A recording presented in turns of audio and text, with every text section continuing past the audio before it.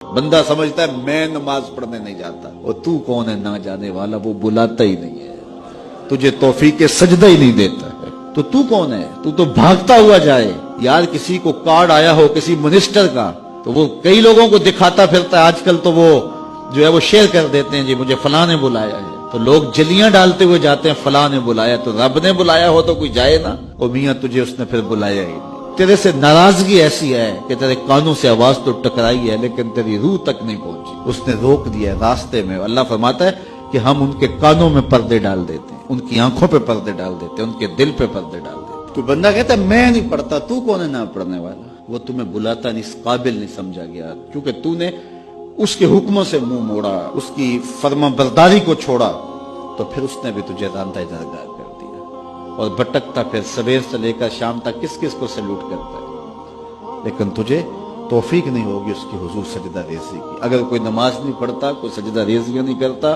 اللہ کے حضور جھکنے کی اگر کسی کو عادت تھی تو وہ مت سمجھے کہ میں نہیں کرتا۔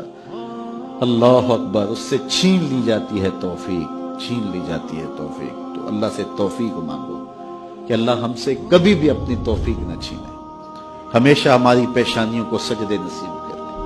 وہ کہا اے ایمان والو اللہ سے ڈر جاؤ، اللہ اکبر، یعنی اس سے محبت کرتے ہو تو اس کی ناراضگی سے ڈر جاؤ، کہیں وہ روٹھ نہ جائے، وہ ناراض نہ ہو جائے۔